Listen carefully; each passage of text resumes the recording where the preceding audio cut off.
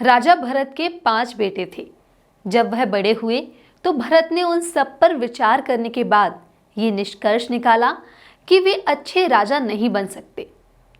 पहली बार किसी राजा ने ऐसी समझदारी की बात की थी कि सिर्फ राजा का बेटा होना राजा बनने के लिए काफी नहीं है। उन्होंने ये तय किया कि सिर्फ राजा के घर पैदा होने से कोई राजा बनने के योग्य नहीं हो जाता। उनकी इस बात को बहुत महत्व दिया गया, क्योंकि पहली बार दुनिया में राजा का चुनाव जन्म के आधार पर नहीं, गुणों के आधार पर हो रहा था। ये भी एक वजह है कि उनके नाम पर इस देश का नाम रखा गया। भरत अपने मानसिक संतुलन, निष्पक्षता और सबको साथ लेकर चलने, सबको समाहित करने की भावना के लिए प्रसिद्ध थे। उन्होंने अपने बच्चों को ही राजा बनने के योग्य नहीं समझा और एक योग्य राजा की तलाश में लग गए। उन्होंने बृहस्पति के नाजायज पुत्र विरथ, जो बृहस्पति के भाई की पत्नी ममता से पैदा हुआ था, उसे अपना उत्तराधिकारी चुना।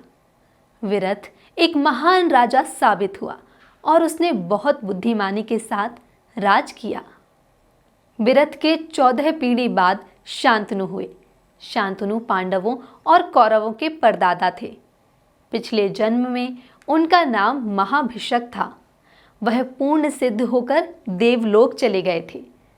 एक दिन जब वह इंद्र के दरबार में अपने स्थान पर बैठे थे, तभी देवी गंगा वहां आई। वह पल भर के लिए बेखबर हुई तो उनका पल्लू गिर गया। उन दिनों की आचार संहिता के मुताबिक सभी पुरुषों ने अपनी आंखें नीचे कर लीं, जबकि महाभिषक जो देवलोक में नए थे, उन्हें घूरते रहे। इस अनुचित आचरण और असभ्यता को देखकर इंद्र ने महाभिषक से कहा, तुम देवलोक में रहने के योग्य नहीं हो, तुम्हें वापस जाकर फिर से जन्म लेना होगा। फिर उन्होंने गंगा से कहा, यह पूरी तरह अनुचित है, तुम्हें भी वापस जाकर इंसान के रूप में जन्म लेना होगा। तुम्हें इंसान की सारी पीड़ाओं और सुखों को भोगना होगा। जब तुम अहंकार से मुक्त हो जाओगी, तब तुम वापस आ सकती हो। फिर महाभिषक का शांतनु के रूप में पुनर्जन्म हुआ। एक समय वह गंगा से मिले। उन्हें अपना पिछला जन्म याद नहीं था, मगर गंगा को सब कुछ याद था। गंगा ने उन्हें अपनी ओर आकर्षित करने की कोशिश की, मगर राजा होने के कारण वह इधर उधर भटक रहे थे। शांतनु एक अच्छे शिकारी थे। जब वह शिकार पर जाते तो उसमें इतने खो जाते कि उन्हें कुछ याद नहीं रहता है। एक बार कई हफ्तों तक वे गंगा के तट पर शिकार करते रहे और शिकार में पूरी तरह खोए रहे।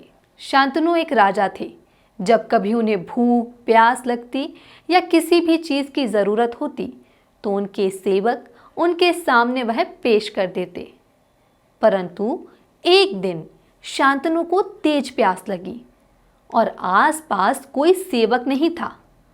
फिर वे पानी की तलाश में नदी के किनारे पहुंचे। तभी नदी से गंगा स्त्री के रूप में प्रकट हुई।